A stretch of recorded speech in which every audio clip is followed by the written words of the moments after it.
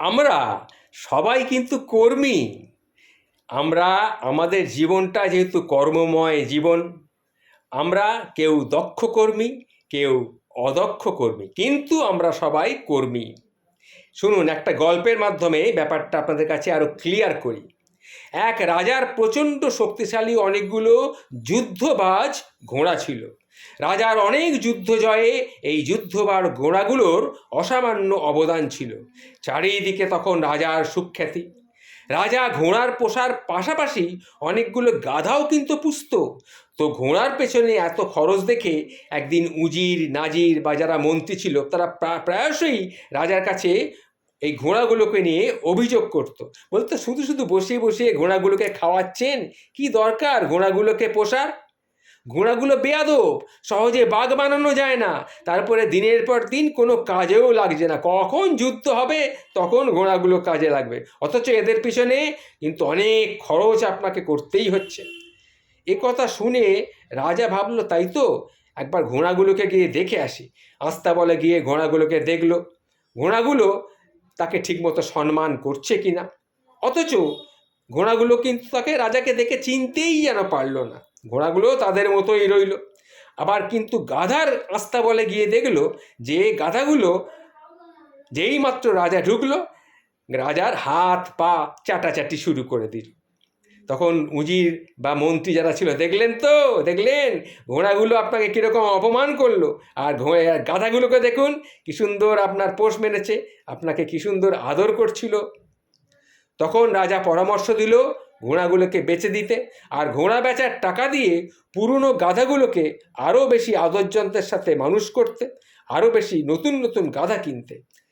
এইভাবে বেশ কিছুদিন চলে যাবার পর এই যুদ্ধবাজ ঘোড়াগুলো কিন্তু বেশ ভালো দামে বিক্রি হলো, এবং আর একটা অন্য পার্শ্ববর্তী রাজার কাছে এটা বিক্রি হলো। সেই অনেক টাকা দিয়ে এই যুদ্ধবাজ ঘোড়াগুলোকে কিনে নিল। আর যে রাজা বিক্রি করলো সেই টাকা দিয়ে কিছু আরও গাধা কিনলো। কিছুদিন কেটে গেল ভালোভাবেই।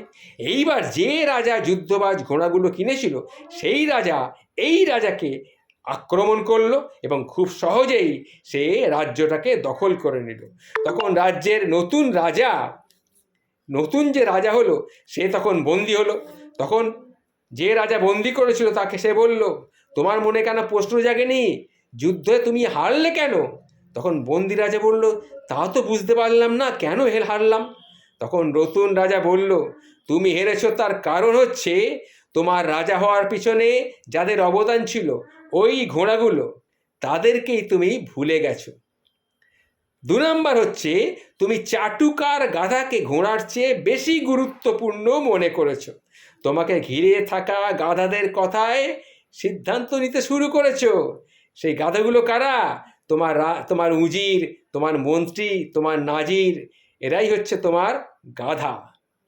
তোমাকে ঘিরে থাকা গাধা, তারা যারা সবসময় তোমাকে চাটছে। 3 নম্বর হচ্ছে গিয়ে গাধা প্রয়োজনীয় প্রাণী হলেও যুদ্ধবাজ ঘোড়ার থেকে গাধাকে দিয়ে কখনো সে কাজ করা যায় না। যেরকম ছাগল দিয়ে লাঙল চাষ করা যায় না, ঠিক সেই রকম গাধাকে দিয়ে যুদ্ধ করানো যায় না। এটা তোমার মাথায় আসেনি? আসলে আসবে কি করে? গাধাদের সঙ্গে গাধাদের সঙ্গে থাকতে থাকতে, গাধাদের চাটাচাটি খেতে খেতে, অর্থাৎ ওই উজির নাজির মন্ত্রী এদের চাটাচাটি খেতে খেতে তুমিও আজকাল গাধাতেই পরিণত হয়েছ। সুতরাং এটা তোমার এখন আর কোনো কাজে লাগবে না। তুমি এখন আমার বন্দি অবস্থায় থাকো। যদি কোনো দিন গাধা থেকে মানুষ হতে পারো তখন আমার কাছে এসো, তখন আমি চিন্তা করে দেখব তোমাকে তোমার পুরনো রাজ্যটা ফিরিয়ে দেওয়া যায় কি না। সুতরাং বুঝতে পারছো, আগে নিজেকে দক্ষ কর্মী হতে হবে। দক্ষ কর্মীর মূল্যায়ন তোমাকে করা শিখতে হবে, না করলে যা হওয়ার তাই হয়েছে। কি, তাই তো?